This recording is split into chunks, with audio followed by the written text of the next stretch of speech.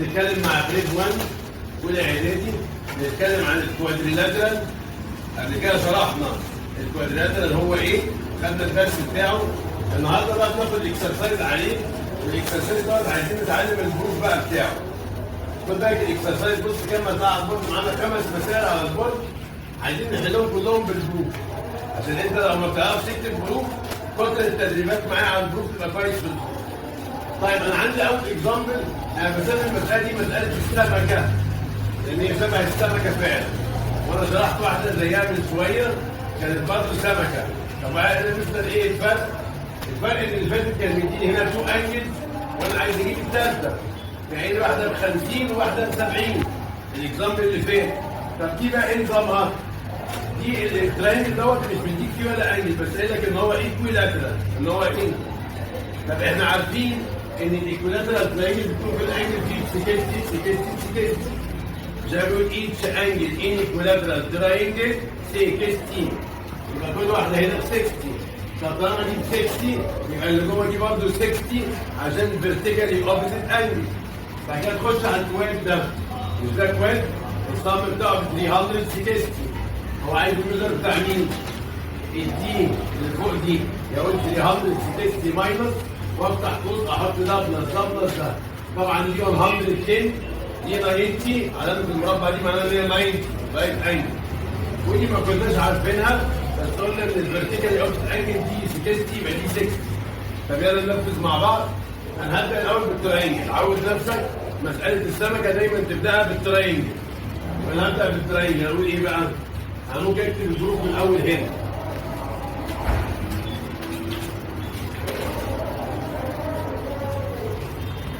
عشان المكان يقضي ممكن اكتب الظروف من اول هنا، اكتب كلمه بروف اهي.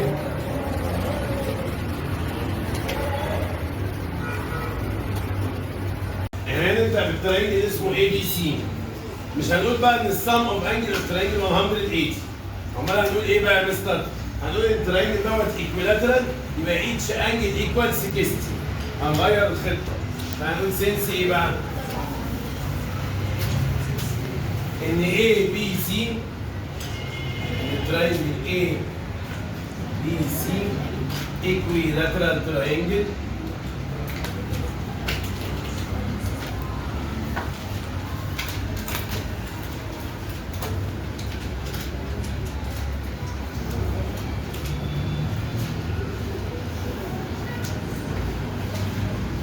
بيقول سينس ان اي بي سي تراينجل ايكويلاترال تراينجل يبقى زين ان ايتش انجل فيها تبقى ب 60، يبقى ايتش انجل ايكوال 60. عشان قلنا ايتش انجل ان ايكويلاترال تراينجل 60، يبقى كل انجل فيه ب 60. يعني معنى كان دي ب 60 تبقى على الرسمه، ودي كمان 60 ودي كمان 60. طب بعد كده نقول ايه بقى؟ ما طالما دي ب 60 يبقى اللي قصادها الناحيه الثانيه زيها 60. ليه؟ عشان الفي او اي الفيرتيكالي اوبست انجل، يبقى طالما كل انجل هنا ب 60 اقول يبقى زين ان ميجر الانجل دي هي كمان ب 60. اهو زين ميجر انجل كذا هتساوي 60. طب واكتب السبب ايه؟ دي ب 60 ليه؟ عشان في او اي اللي هو اختصار كلمه فيرتيكالي اوبوزيت انجلز. طيب يا مستر دي ب 60 احنا ما كتبناش اسمها هنا، تيجي نكتب اسمها هنخلي حرف السي في النص ونحط حرف قبلها وحرف بعدها. هنخلي السي في النص اهي وحط قبلها حرف الدي وحط بعدها اهو ده قبلها وده بعدها وحط بعديها حرف الاف. طيب بعد ما جبنا ان السي ب 60 نخش على الشكل الرباعي ده. احنا عارفين ان السم اوف انجل اوف كوادريلاترال ب 360، يبقى اقول سينس ان السم of angles of quad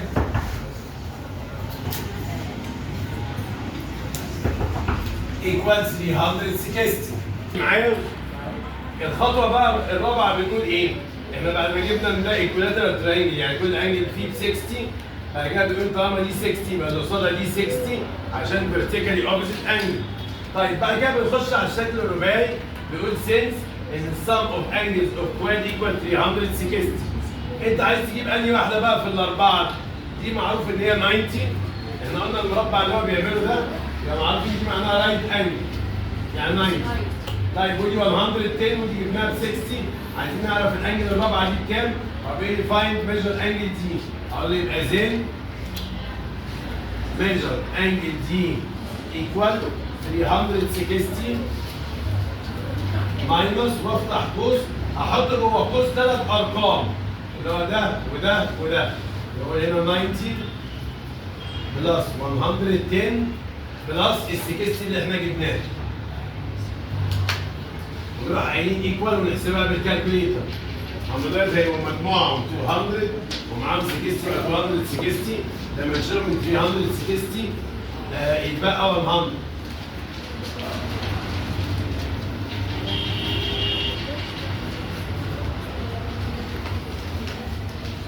انت ممكن تحسبها بالكالكوليتر عادي. يبقى الانجل دي اللي ناقصه دي الميجر بتاعها 100 ديجري. في ناس ما بتحبش تعمل 360 ماينس وتفتح قوس. هقول لك طريقه ثانيه ممكن لو انت مش حابب الطريقه دي تعمل 360 ماينس 90 ماينس 110 ماينس 60 هيديك برضه نفس الاجابه اللي هي ايه؟ 100. يبقى دي صح ودي صح. براحتك شوف اللي يريحك ايه. طيب وفي ناس بتقول لي يا مستر افرض ان انا مش عايز اكتب كلمه ايكولاترال تراينجل نسيت السبيلنج بتاعها مثلا. ممكن اغير يعني ممكن بدل ما اقول سينس ان تراينجل اي بي سي ايكولاترال تراينجل ممكن تقول حاجه ثانيه قال لك ممكن تقول ايه بقى؟ هكتبها لك مثلا فين؟ هكتبها لك مثلا هنا. ممكن بدل الجمله دي اهي ممكن تقول سينس بدل ما اقول ده ايكولاترال تراينجل ممكن اقول سينس ان الاي بي ايكوال بي سي ايكوال اي سي. ان الاي بي ايكوال بي سي ايكوال اي سي. الجمله دي نفس المعنى بتاع ايكولاترال ايه؟ تراينجل. طب احنا كده خلصنا اول اكزامبل. الاكزامبل الثاني بيقول لي فايند اكس. قول لي الاكس قيمتها بكام؟ وبعدين بيقول لي ايز يعني هل ان الترابيزيوم اللي قدامي دوت رايت ولا لا؟ طب تعال اول حاجه نشوف الاكس هنجيبها ازاي. اول حاجه الشكل ده اسمه ترابيزيوم واحنا عارفين ترابيزيوم يعني كواد صح؟ يعني رباعي. طب ما نبدا البروف بالجمله دي نقول سينس ان السم اوف انجلز اوف كواد ايكوال كذا. بص انا اكتب بالاسود الاسود يبقى باين شويه اهو. هنقول سينس ان السم اوف انجلز اوف كواد دي اختصار كلمه كوادريلاترال ايكوال 360. السم اوف انجلز اوف كواد ايكوال 360. طب هيجوا عندنا يا مستر طب ينفع اقول سم اوف انجلز اوف ترابيزيوم؟ ما ده اسمه ترابيزيوم عادي. والترابيزيوم اصلا كوادريلاترال يعني شكله رباعي. ممكن نقول سم اوف انجلز اوف كوادريلاترال ايكوال 360 يا اما سم اوف انجلز اوف ترابيزيوم ايكوال 360. تيجي بقى ننفذ الصم يعني ايه؟ يعني تجمع العمليات دي وتقول في الاخر ايكوال 360 وتحلها زي الايكويشن بالظبط. فتعالى نجمعهم انا شايف دي 4 اكس و2 اكس و3 اكس و3 اكس. يبقى زين 4 اكس بلس 2 اكس بلس 3 اكس بلس 3 اكس. المفروض هو ايكوال 360. تعال نجمع كل الاكسات دي بقى هم 3 اكس و3 اكس يبقوا 6 اكس. يبقى معايا 6 اكسات. طب ما 4 و2 يديك برضه 6 اكس. يبقى انت معاك كده 6 اكس و6 اكس يبقى كلهم 12 اكسز. يبقى نقول ليه يبقى زين اما اجمع الارقام دي مع بعض كلها يطلعوا 12 ايه؟ اكس. قالوا ايكوال 360. حد شاطر بيقول يا مستر نعمل اوفر 12؟ نخلص ال 12 دي. نعمل ده اوفر 12 وده اوفر 12. هتلاقي ال 12 دي هتطير مع ال 12 دي. يبقى هنا يبقى زين الاكس ايكوال كام بقى؟ حط على الكالكوليتر 360 اوفر 12 او ديفايدد 12 هتطلع 30. نروح مبروزينها كده. طب احنا جبنا الاكس ب 30 اول حاجه كانت طالبه. بعد كده بقى لي ايست ترابيزيوم از رايت. طب تعالى بقى نعرف اذا كان رايت ولا لا ازاي؟ هنجيب كل انجل من الاربعه. هنجيب الاي والبي والسي والدي. طب الاي اسمها 2 اكس يبقى اضرب 2 باي 30. ها الدي 4 اكس يبقى 4 باي 30. السي 3 اكس يبقى 3 باي 30. البي 3 اكس يبقى 3 باي 30. بعد ما اضرب كل واحده فيهم في ال 30 جبت الاربعه انجل بكام؟ اشوف لو لقيت فيه رايت انجل يبقى ده اسمه رايت انجل. طب تعالوا نشوف بقى هنعمل ايه بقى؟ هنقول زين هنجيب بقى كل انجل نجيب ميجر A ايكوال وبعد كده ميجر D ايكوال وبعد كده ميجر C وبعد كده ميجر B ونعمل طبعا كل الحاجات دي زين. زين يعني انا بستنتج. فنمشي واحده واحده. الاي كانت 2 اكس يعني 2 باي الاكس ب 30 هيطلع 60 ديجري. طب هنا الدي 4 اكس يعني 4 باي 30 هيطلع 120 ديجري.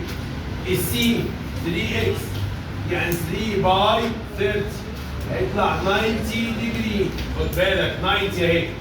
فلما نحب نجيب البي 3 اكس يعني برضه 3 باي والاكس طلعت ب 30 equal 90 ديجري. ما جبت دول ازاي؟ 2 اكس ضربت ال 2 في ال 30 لان احنا عرفنا الاكس ب 30. 4 اكس خدت ال 4 ضربتها في ال 30. 3 اكس و 3 اكس خدت ال 3 ضربتها باي 30. طيب بعد ما تبص على الانجلز بتوع الترابيزيوم اكتشفت ان في اثنين فيهم رايت انجل 90 و 90 يعني رايت ايه؟ انجل. فلما يقول لي is trapezium is right هقول له yes trapezium is right. اقول له then ان A B C D is right trapezium. ممكن مش عايز اقول ان هو is right trapezium ممكن اقول له yes لان اس بيترد عليها بيس او نو. ممكن اقول له يس ان A B C D is right ايه؟ يعني ممكن اقول له ازاي؟ يس A B C D is right trapezium. الاكزامبل اللي بعد كده عايز الفاليو بتاعت الاكس بكام؟ طب احنا واخدين بالنا ان الشكل دوت باراليلوجرام. دوت بارل مع ده وده بارل مع ده. طب احنا بنقول ايه خصائص الباراليلوجرام؟ بنقول ان each two consecutive angles are supplementary. each two opposite angles are equal in measure. يعني هو لو كان مديني دي وعايز دي بتبقى زي دي بالظبط. طب لو مديني الاثنين دول اسمهم consecutive. الكونسيكيتيف بيبقوا supplementary. انما الاوبوزيت بيكونوا equal in measure. دول consecutive يعني ورا بعض. فانا اقول له since ان A B C D is parallelogram اهو. اقول since ان A B C D is ممكن تكتب كلمة parallelogram. وممكن لو مش عايز تكتبها ممكن تختصر وترسم باراليلوجرام صغير كده بتمشي صح برضه. يبقى بقول له السنس ان الاي بي سي دي از ا باراليلوجرام يبقى زين ايه بقى؟ الاثنين دول اوبوزيت ولا كونسيكيتيف؟ الاثنين دول ورا بعض. البي والسي ورا بعض دول كونسيكيتيف يعني المفروض ان الصم بتاعهم ب 180. طب تيجي نقول بقى زين الصم بتاعهم يعني نجمع ال 3 اكس مع ال 5 ايه؟ نقول كده يبقى 3 اكس بلس 5 اكس equal 180. فبنجمع 3 اكس و 5 اكس هيديني ايه؟ اكس equal 180. هتجيب الاكس ازاي؟ سامع حد شاطر كده يا مستر نعمل دي اوفر ايه ودي اوفر ايه عشان اكس تيجي مع الايه؟ فهنا يبقى زين الاكس ايكوال لما تقول 180 اوفر 8 بالكالكوليتر هتطلع 22.5. نحط هنا زن طبعا. هو كان بيقول لي فايند ذا فاليو اوف اكس. طيب الحاجه كانت الميجر دي بكام او دي بكام؟ انا اولى اعدادي بص كده معايا بعد ما جبنا الاكس ب 22.5 اللي هو قال لك هات لي ميجر سي او ميجر بي. السي عباره عن 3 اكس يبقى تقول 3 باي 22.5. ده قال لك هات البي بكام؟ البي 5 اكس يبقى تقول 5 باي 22.5 زي ما عملنا هنا بالظبط في الترابيزه عشان تجيب كل انجل فيه. طب يلا على الاكزامبل الرابع. الاكزامبل نمبر 4 مديني برضه باراليلوجرام بس بيقول لي هات اكس بلس واي بكام؟ طيب هنستخدم خاصيه جديده في الباراليلوجرام النهارده. النهارده دلوقتي في الباراجراف هنا استفدنا ايه في الباراجراف؟ ان الكونسيكتيف انجل بيكونوا سبلمنتري. ايتش تو انا قلت في الباراجراف في 4 جمل احفظهم. الجمله منهم بتقول هنا الجمله الثالثه فيهم بتقول ايه؟ بتقول ان each two consecutive angles are supplementary. supplementary يعني السم بتاعهم 180. راجع الفيديو كده بتاع البروبرتيز بتاع الباراجراف او الدرس بتاع الكوادراترال، هتلاقي مثلا قال في الباراجراف 4 جمل قال ان هم يتحفظوا. انا استخدمت واحده فيهم اللي هي بتاعت ايه؟ ان السم اوف consecutive angle، السم يعني البلس equal 180. هنا هنستخدم اول جمله خالص في الباراجراف ان each two opposite sides are parallel and equal in length. Each two opposite sides are parallel and equal in length. طيب انا مش عايز parallel في حاجه، انا عايز ان ده equal ده وان ده equal ايه؟ ده. يبقى انا لما اجي احلها اقول ان اللي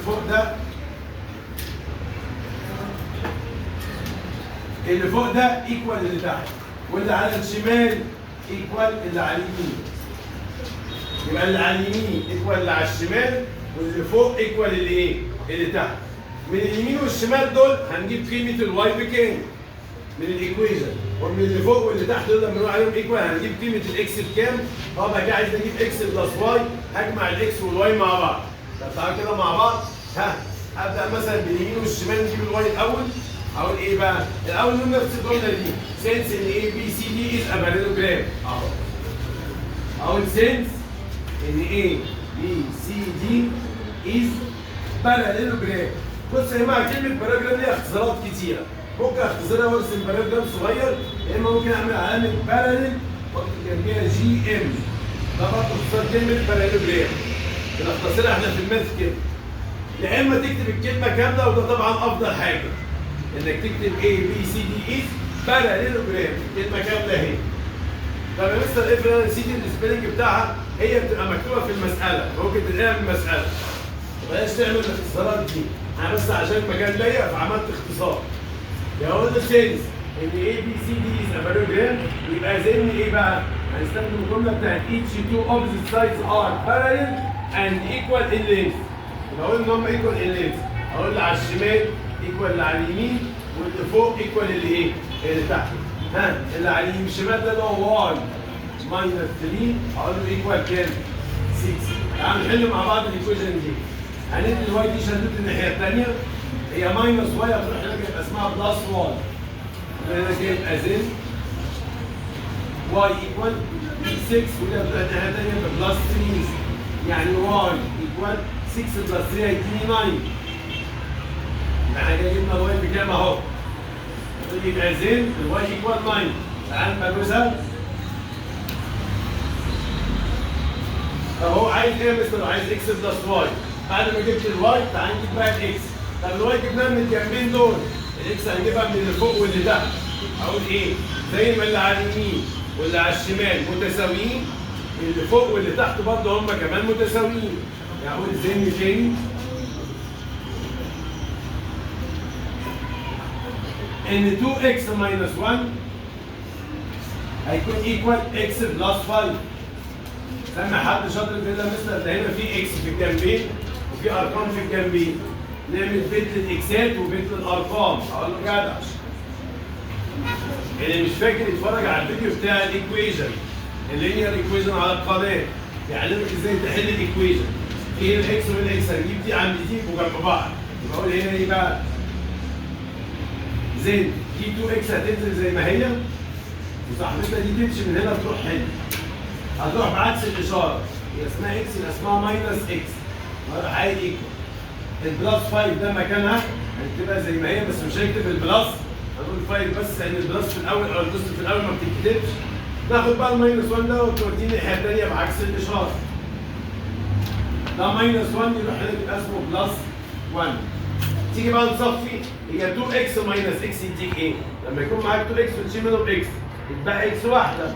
هنا كده يبقى زين الاكس ايكوال يبقى دول صفيناهم مع بعض، 2 اكس ماينس اكس يديني اكس، واعمل 5 بلس 1 يديني ايه؟ 6. اروح مبرز الجمله الجميله دي. انا كده عملت انجاز في المساله. عملت ايه يا حبايبي؟ جبت الواي ب 9 وجبت الاكس ب 6.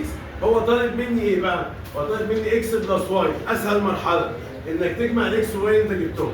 يبقى لي كده بقى زين اكس بلس واي ايكوال اجمع ال 6 مع ال 9، يبقى له 6 بلس 9 و6 بلس 9 ايكوال 15. بصوا بقى اخر مساله معايا، يقول لي بروف ذات ان اي بي سي دي از باراليلوجرام.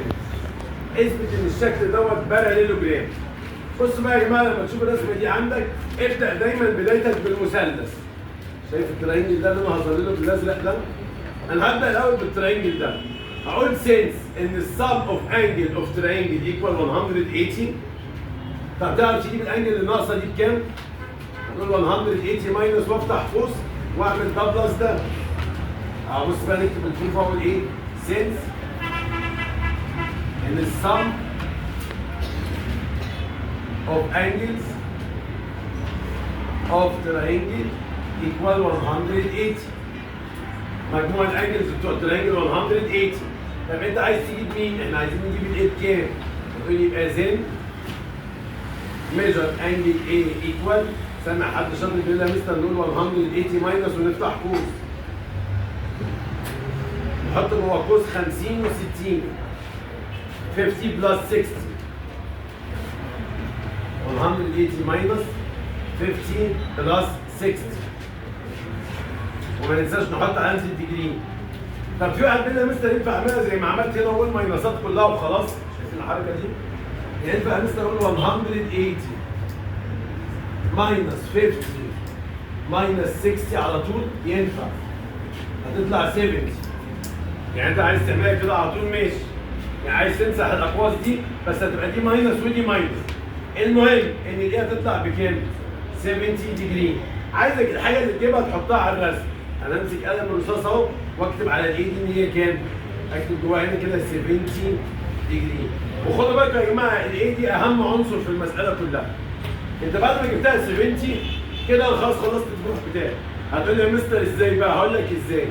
انت لو خدت ال 110 وال 70 جمعتهم عملت دي بلس دي هيديك 180. يبقى ده بارلل مع ده. بص يا جماعه لو انا خدت رسمه كده كده كده دي 70 ودي 110. لو انا جمعت ال 110 وال 70 مع بعض هلاقي ان دي بلس دي هيديني 180. طب ما طالما دول بلس بعض يديني 180 يبقى ده معناه ان الخط ده بارلل مع الخط ايه؟ لا. ما خد بالك لو مجموعهم مش 100 مش هيبقوا بارلل. يعني ايه يا مستر؟ يعني افرض بص افرض ده مثلا ماشي كده وده ماشي كده وده ماشي كده. هل لما تجمع دي مع دي مش هيدوني 100؟ عارف ايه اللي هيحصل؟ دي مثلا تلاقيها 110 ودي مثلا تلاقيها 100. طب هل انت لو جمعت 110 او 100 يديك كان 180؟ لا ده هيديني اكتر. يبقى معنى كده ان دوت ودوت مش بارلل. انما هنا في ميزه ان انا لو جمعت دي بلس دي هيديني 180. يبقى معنى كده ان الخط اللي فوق ده بارلل مع الخط اللي تحت. طيب خد بالك ال 110 هنا هتلعب معايا دورين. مره هتتجمع مع دي ومره هتتجمع مع دي. هجمع 110 مع ال 70. دول البلس بتاعهم يديني 180 يبقى ده بارلل مع ده. بعد كده اجمع ال 110 مع ال 70 الثانيه دي. ليه بقى؟ عشان عايز الخط ده مع ده. انا عايز اول حاجه ازاي تثبت ان هو بارلل؟ تثبت ايه؟ ان اللي فوق بارلل اللي تحت وان اللي على اليمين بارلل اللي على الشمال. لو دول بارلل ودول بارلل يبقى الشكل كله اسمه باراليلوجرام. طب يا مستر نثبت ازاي ان دول بارلل؟ هناخد حرف السين. مجموع دول 180 يبقى ده بارلل مع ده. يبقى انا خدت حرف السين اللي على الشمال ده. بعد كده اخد حرف السين اللي طالع اللي فوق ده. اللي هو ماشي كده.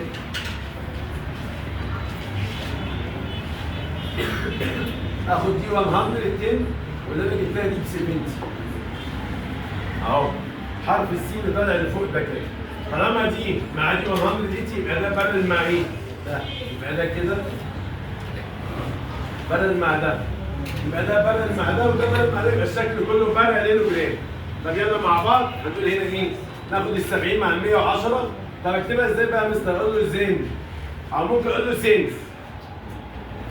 بيكوز يعني بيكوز ان دول مجموعه 110 يبقى اقول له سينس. لازم نكتب ميجر مين بلس ميجر مين ايكوال. انا شايف دي ودي سي. واقول له ميجر دي بلس ميجر سي. ايكوال ايه بقى؟ 110 بلس 70 يقولوا كده ايكوال 180. دول مجموعة 180 يبقى زن ايه بقى؟ مين بارل مع مين؟ الخط اللي فوق ده يبقى بارل مع الخط اللي تحت ده. يقول له دي ايه بارل مع سي بي. يبقى زن دي ايه يكون بارل مع سي بي. طب ما تيجي نعمل نفس الكلام، انا خدت دي جمعتهم، خد بقى دي تجمعهم. يعني لما دي والايه اقول سنس تاني without ميجر دي بلس ميجر سي. خد بقى ميجر دي بلس ميجر ايه. يقول له سنس ان ميجر دي بلس ميجر ايه.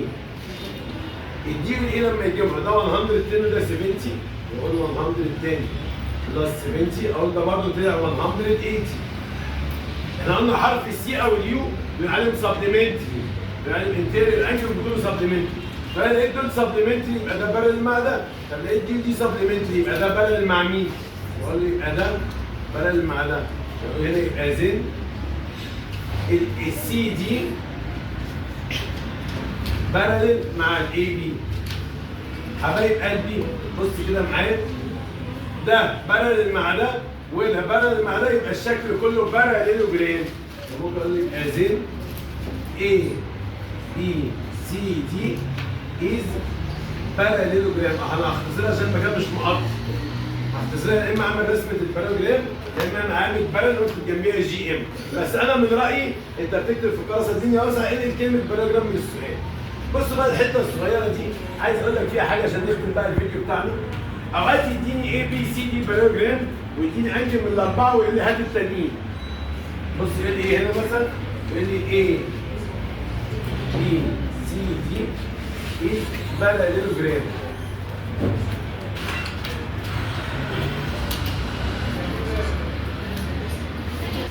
في سؤال يجي دايما في الامتحانات يقول لك ايه بي سي دي باراليلوجرام ويقول لك ميجر ايه ايكوال 50 ازين ميجر